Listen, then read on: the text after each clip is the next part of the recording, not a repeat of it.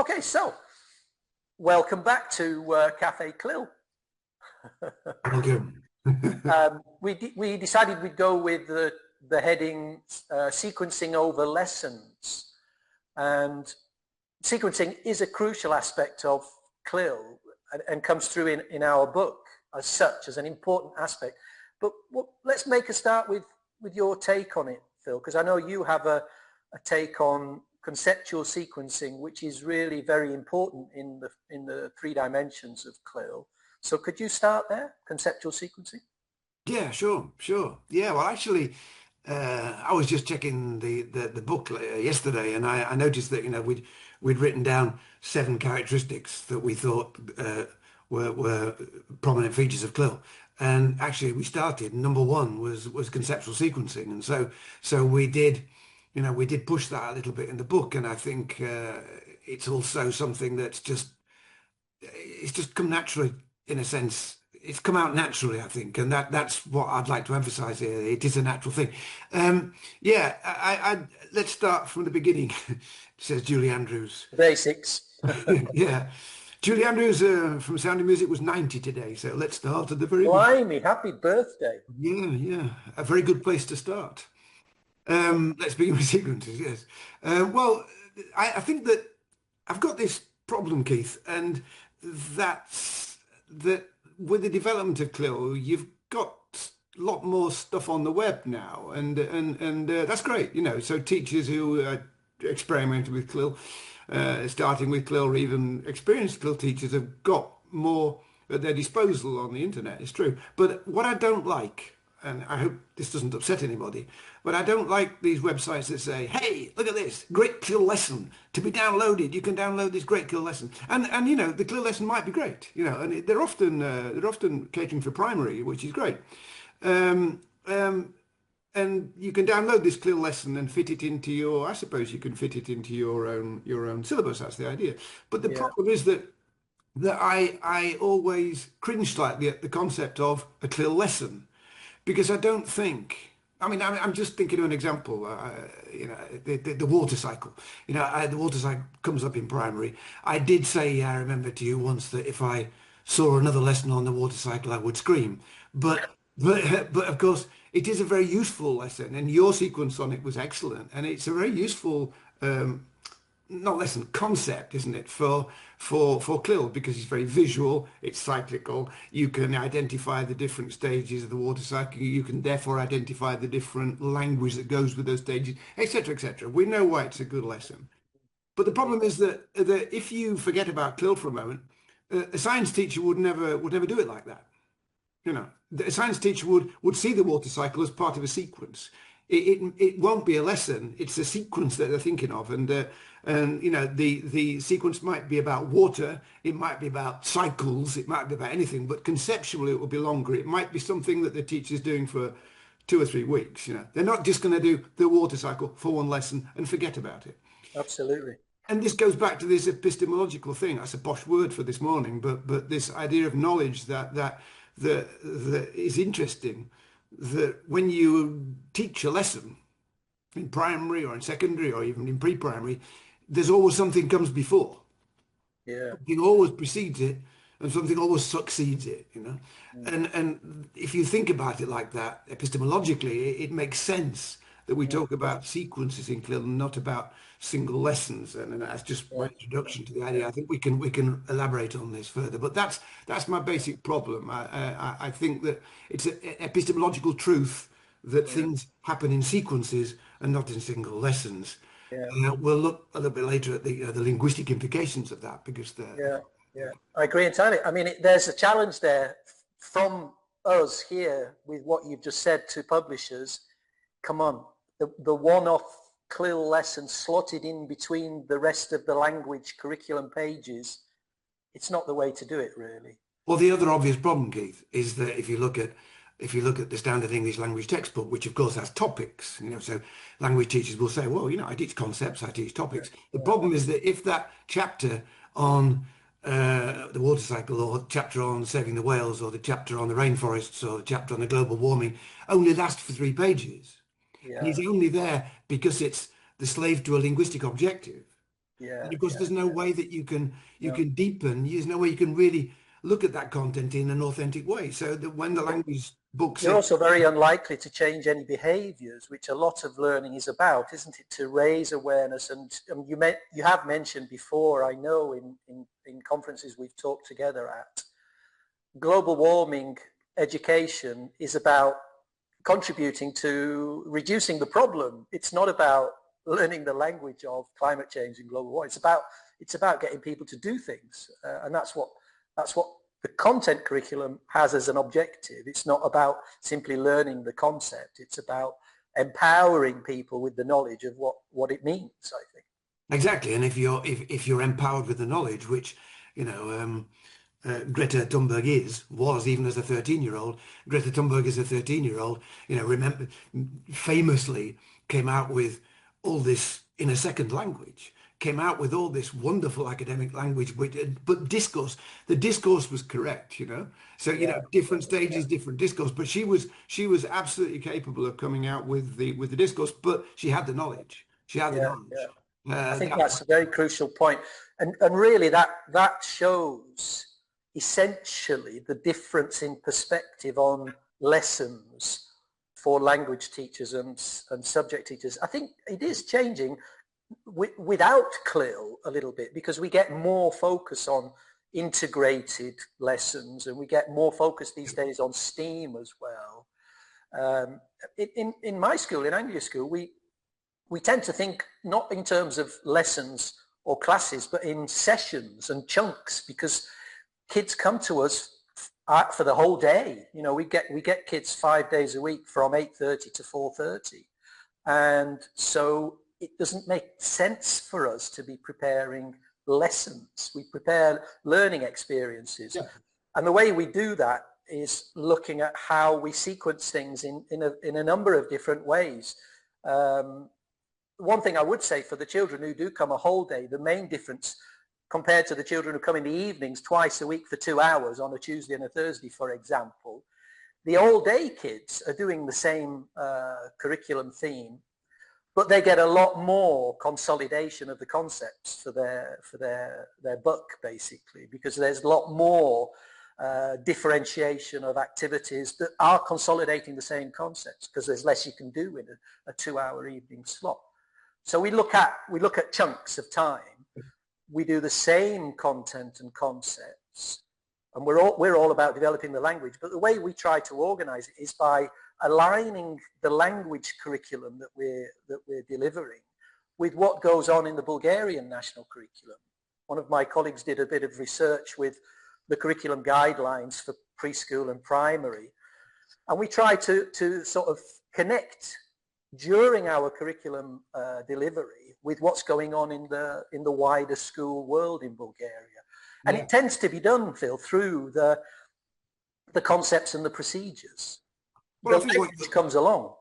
what you're doing, I think, quite naturally is, I think, is PBL, no? Project-based learning, or even problem-based learning. PBL stands for two things, and it's become quite popular. And I've seen it leaking into language teaching, and it's an obvious advantage for language teaching, to be able to extend that. Well, why? Because certainly with younger learners forget things very quickly. They learn quickly, but they forget very quickly. And so if Yeah, you yeah, if you sequence things and you say, hey, yesterday we were doing so-and-so, let's just carry on with that little thing we were doing. And the kids know kind of where they're going also. The great thing about PBL is that you start by saying, look, at the end of this, we're going to do X. That's where we're going. yeah, And yeah. every day when you go in, every lesson, you say, hey, remember what we're doing, da, da, da, da. And Exactly. that's incredibly important for, secondary kids are poor at that as well, but it's not that they're dumb. It's just that in secondary school, particularly, they're going from one class to another. They're going from geography to chemistry to history. Yeah, yeah, It's yeah, just, yeah. there's this tsunami every day of concepts that kids are going to be going through. Compartmentalized. Yeah, very compartmentalized, and so you've got an advantage at the Anglia School, and I think you're taking advantage of that. And it's of course Yeah, it's yeah, just a much more natural way of doing things. And I'm not suggesting that it's yeah, it's yeah. easy to do it in a normal No, I curriculum. mean, we're lucky. I am my own boss in that respect, because we don't have to follow any other curriculum. We've Mm. created our own, and One thing I would say though is we also, because we're working with young learners, Phil, is we also sequence in terms of the dynamics, because you can't keep attention of a 6-year-old for an extended period of time on one particular thing. So we also look in waves of kind of up dynamics and down dynamics in the preparation of the sequence of tasks. And that's very important. And so we might have them sitting down focusing on something where they're listening to a teacher showing something happening, and then we'll have them up and singing and dancing the next minute in the same theme, in the same concept. Well, let's just look at the dynamics of it, maybe, because maybe the people listening will be interested in this. And there are some very obvious things and some more complicated things. But the most obvious thing for me is that if you do take a lesson, lessons exist. I'm not against them, you know. But if you take a lesson, then basically there are three things.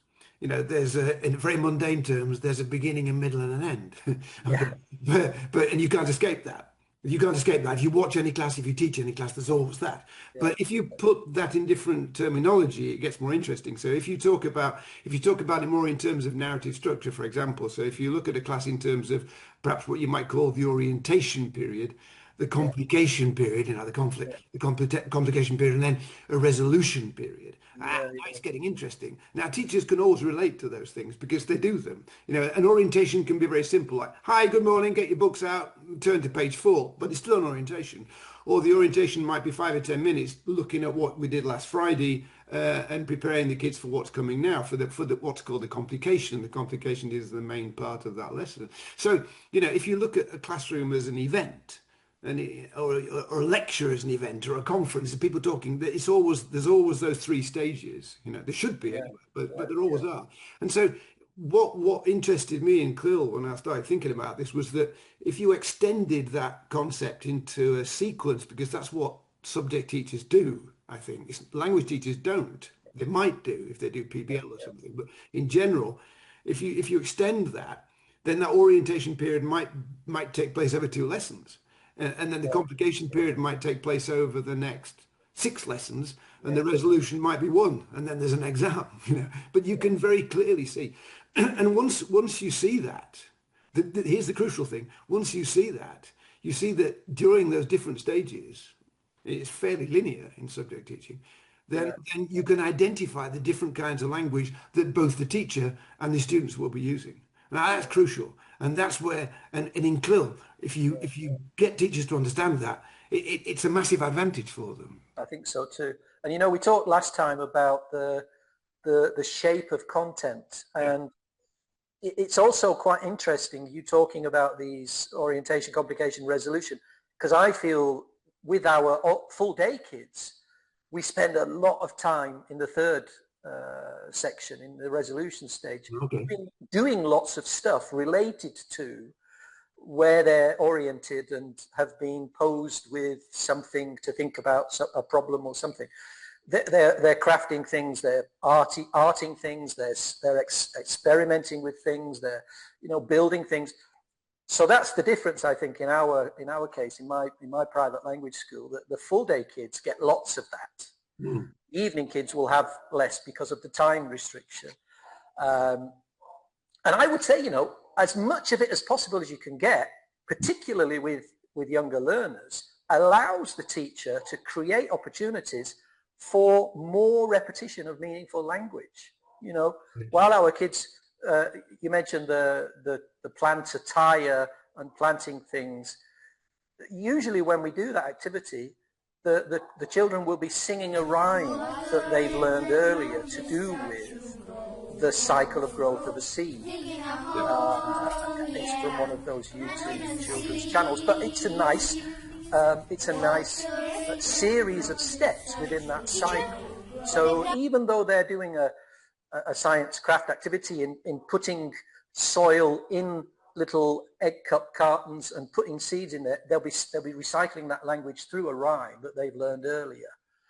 So more of the resolution, I think, offers more opportunity for recycling the language of the learning.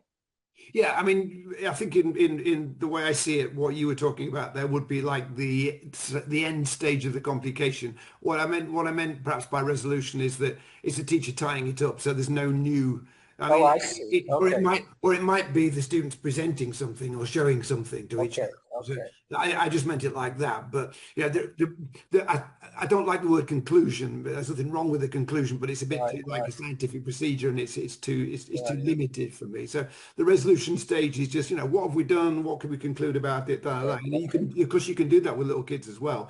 But what you seem to be talking about, there's like the the the It's the products, really, the, Phil, isn't it? the eastern end, yeah, of Yeah. the I mean, in the summer program, when we have our week or 2 week long themes, uh, the last day of that week or 2 weeks is a product day. So yeah, everything builds up to that end item.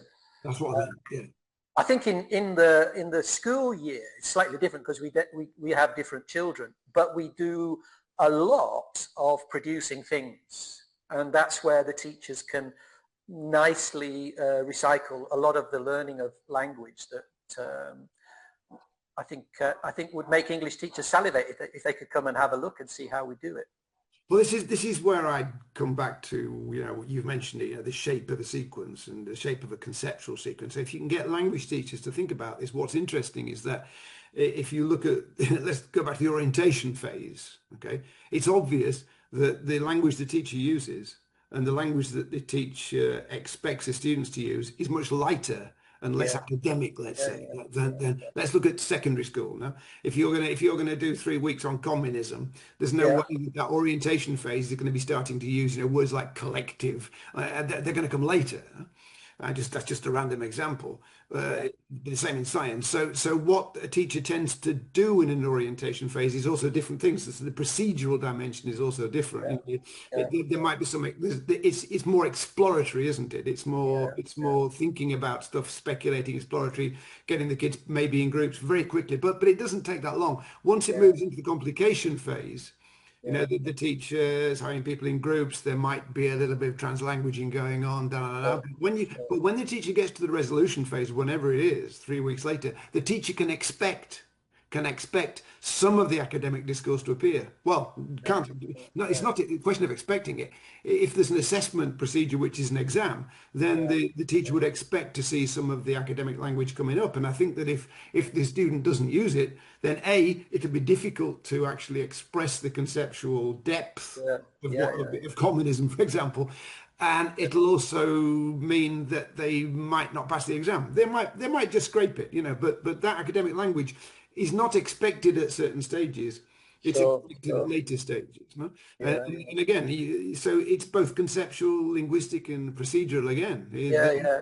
It makes me It- makes me think a little bit about how a traditional approach might have teacher or other input, and we end with student production, and and I do follow that quite a lot when I'm with teachers talking about CLIL through guiding input and supporting output, and how you deal with text material or audio visual material or whatever, or realia, and how you scaffold and support yeah, speaking and writing. So that seems to make sense to package them like that.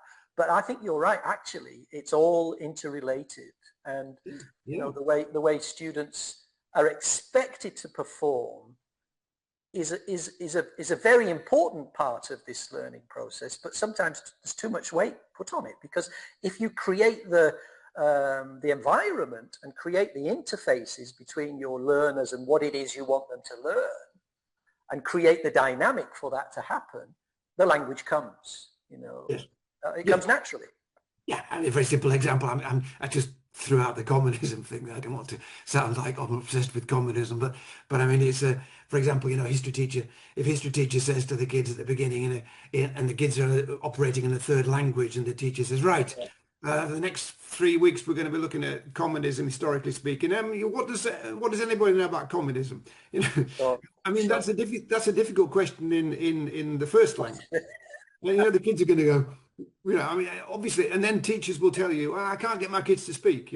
Well, if the teacher's aware of the different stages and is aware of the kind of things you should be doing in an orientation phase, in other words, we're going to look at communism, and you've got 2 or 3 little simple activities which get the kids talking perhaps, in a different way.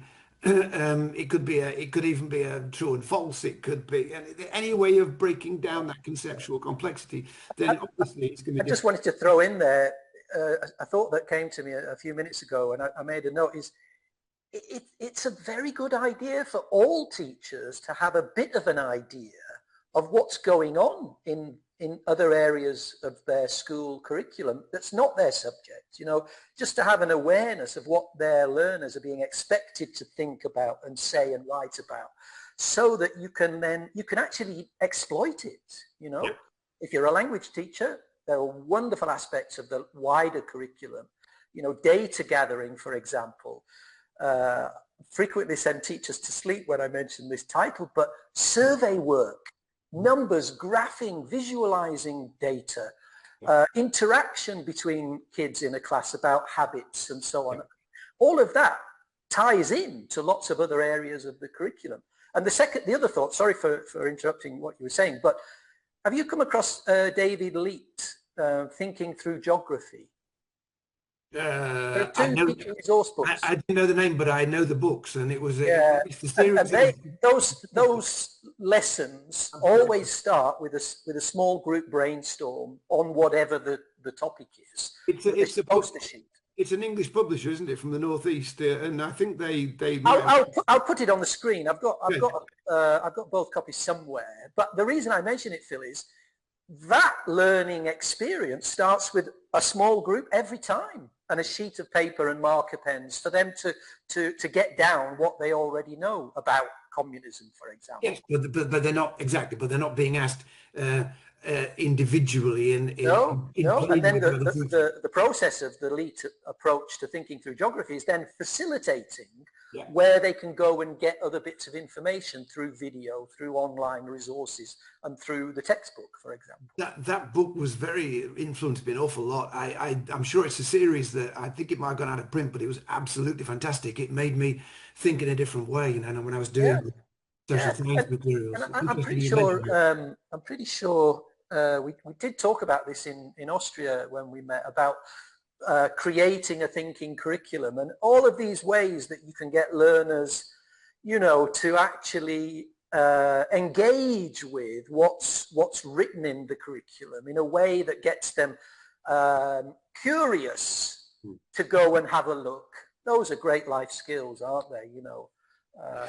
I think I don't want these Cafe CLIL sessions to look as though we're kind of being overcritical of language education, and I think probably you could find that good language teaching also does take these stages into account. Well, I think it does. Whether it takes them into account conceptually or not is the problem, because I think that's what we need to look at. But maybe people listening again, we don't know what extent it's subject teachers or language teachers, but there's I'm almost surprised that language teachers haven't heard of Neil Mercer, and Neil Mercer's ideas of classroom dialogue. There was a lot of research done. I remember in the 80s, I think it was Munby, about teacher dialogue, student dialogue, and then that moved into Mercer's ideas of what happens in classroom dialogue. And what I do like, this idea of again, it's three. Everything comes in threes, doesn't it? I mean, Mercer talked about exploratory, disputational, interesting word, and cumulative. And when I saw that, when I first read that, it was John who turned me on to Neil Mercer. And when I first saw that, I thought, wow, exactly. I mean, they're not an absolute one-on-one parallel with orientation, complication, resolution. And I think that Mercer was careful not to say that wasn't linear. But it's obvious, isn't it, that in the orientation stage of a lesson or of a sequence, the teacher is getting the kids to be exploratory. We're exploring communism. So obviously what you'll find is, if you look at the language, kids are much more modal, they're speculative. You can support that. You can say, hey, you're going to speculate about this. Here's some speculative language if you really want to be very explicit about your scaffolding. But when he talks about disputational, obviously it's moving on. It doesn't mean that the kids are disputing. It means that they're thinking about the concepts. They've got a bit more knowledge about them now, and so they can talk about it. And then he talks about cumulative language. Yeah, So cumulative language is surely what we mean by, resolution, because you're resolving language, you've got more content. If you only spend 3 pages in a language textbook about global warming, there's no way you can do that, because you don't really have the concepts, and therefore you don't really have the language that goes along with it, that accompanies it. But yeah, yeah, if you extend the sequence, now that's what I meant by PBL, for example. If yeah, you yeah, extend the sequence, then you've got much more opportunity to get the real language out, yeah, for it to be a real linguistic experience. So again, this exploratory, disputational, and cumulative language, it's a brilliant idea. I love it. I love sure, it. It really sure. works well in CLIL. Yeah. I mean, I think the where we are weakest in my school and approach is because of the nature of the children who come to us. Much as I would like to prepare our curriculum to have a cyclical approach to complex concepts, we don't know if they're going to be with us next year, and so I have this vision of going through the year with our learners experiencing these concepts, which will be cycled throughout the year, and we add language to that process. But like I say, the difficulty is knowing who your children are going to be in the new school year for us. And also little kids, younger kids don't respond to things in exactly the neat sort of way I'm putting it. I mean, I know that as well. Yeah, And yeah, anyway, the idea of exploratory, disputational, and cumulative it'll go around and round and round in a yeah, primary class, and it'll start again, and it won't quite get to one end. I mean, maybe I'm talking more about perhaps the way we would plan a session, a sequence for older sure, sure. for older kids. I Yeah. think you probably can do it with younger kids, but it'd be a bit messier. I It don't. usually is messy, and the Yeah, messier the better. yeah, yeah, I I can remember when I set the school up thinking, because my daughter was in preschool here in Plovdiv, and very rarely painted anything. And I said our kids are going to paint every day, with their fingers if we can organize it. And that's exactly what happened. It's messy, lots of fun. But I think come back to the realistics, to the reality, get the curriculum guidelines out and find those curriculum functions that will allow a language progression to occur, yeah, and then find the tasks that, yeah. that you can then stick your language on, and put them in the order that makes sense to your, in our case, up-down dynamics in your sessions. Yeah, and I think that what you say there is also it's not so much linear as it's vertical, isn't it? You are expecting, and I think you have a right to expect the some kind of language development in that process you've just described there, and it might be quite Yeah, superficial for a few lessons or for a few months, but little by little, as you say, by recycling sure, it, you're sure, going to see sure. progress. And I think, in secondary Yeah, school, I think that you can expect, as I said before, you can expect that more sophisticated discourse yeah, yeah. to accompany the later stages of a sequence. That I, they, I can I can think of specific children in my experience in Anglia school who I observed going through a silent period with Mm, us, mm, which is part of them embracing this new language. They're engaged. They may not be coming out with anything, but they're listening and thinking and watching and doing. yeah. And eventually, that silent period, you get the babble that comes along eventually. And so even though they may not be participating in any oral activity alongside our more advanced language users, let's say, they're picking up a heck of a lot of language. Yeah, yeah, you're beginning to sound like Stephen Gresham, Keith, but it doesn't matter. I mean, he talked about that. I mean, and it's true. I mean, it's true to some extent, but I mean, I think that it depends on the kid. I mean, some kids just keep talking, don't they? They never shut up. But Sure, that's the sure. way they develop language, and other kids, Yeah, yeah, as you say, are more silent about it. I think what was wrong with Gresham was this trying to specify that everybody goes through a silent period. I think that's false.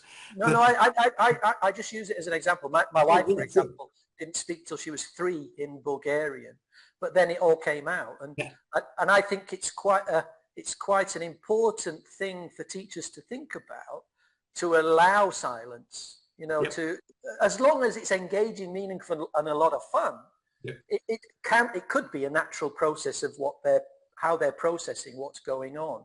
One thing I wanted to bring up in this really wonderful discussion, Phil, is creating resources, because in the courses I run, usually for Erasmus Plus teachers who come to my school, we always write materials. And of course, sequencing is crucial to, you know, whatever you produce, if it's in a usable form.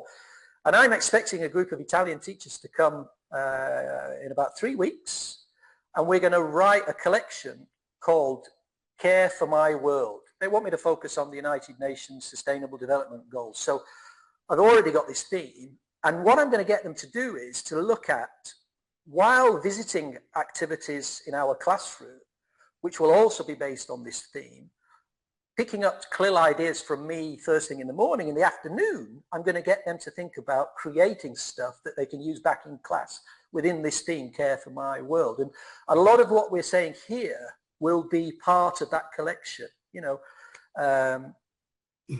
mutual respect is an important aspect of the UN SDGs. I don't think there's one entitled that, but it's care for the community and care for the environment. And so I'll get them looking at what you can do, what activities you can do with young children within that particular aspect. And we'll do warm-ups, we'll do up-down dynamics, we'll do, you know, what songs and rhymes, what art and craft, what science fits in to that big picture. So I say, get the curriculum guidelines out, look at your thematic approach, and see what conceptual procedural aspects you can steal from the curriculum guidelines. Well, that's why it's important, isn't it, when you're designing materials, which I did for 25 years professionally, you know, and of course it forced me into thinking about these kind of things, because if not, I lose my job, you know, and teachers complain. You know, I had to go and see classes, lots and lots of classes and thousands of kids using my materials, and that sounds cool, but it's not actually, because you've got to get it right, and often you don't get it right. Of course you don't get it right all the time, and you get this immediate feedback. You think, oh my God, you know, why did I do that? And but what I found over the years trying to develop it in CLIL was that exactly what you say. If you're teaching about, you know, respect for the environment, sustainability, and yet you begin an orientation sequence which scares the kids, it frightens them. You know, it's far too difficult. It's threatening. You know, what I developed was in my training thing was I was saying, look, you know, when you look at this orientation period, what characterizes it, or what should characterize it, is what I call safe activities. So what you have is this period of safety. It's conceptual safety.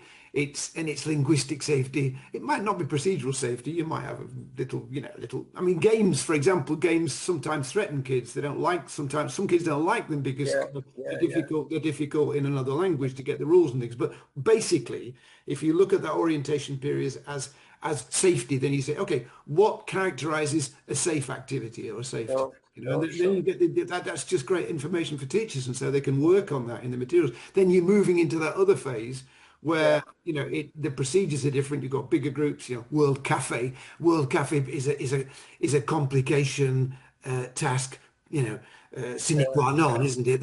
It's very typical. It's very complex procedurally. It goes on for ages. It needs scaffolding. It needs language support, but it's moving towards that end objective in saying. Okay. Listen, I think let's hold that thought, because what you've done, you've just mentioned the work you did in the Icastolus system, and I know that you wrote with colleagues language resources to align with what's going on in other parts of the curriculum.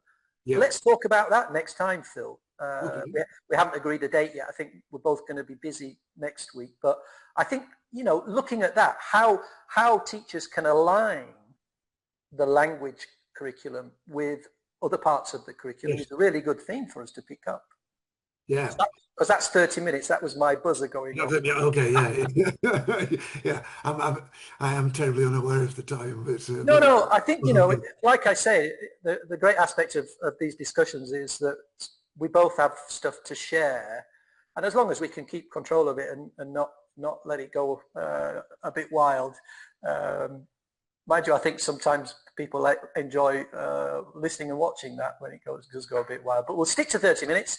Good. And I think we should say cheerio to our listeners and viewers, and we'll catch you next time in Cafe CLIL. Cheerio. See ya.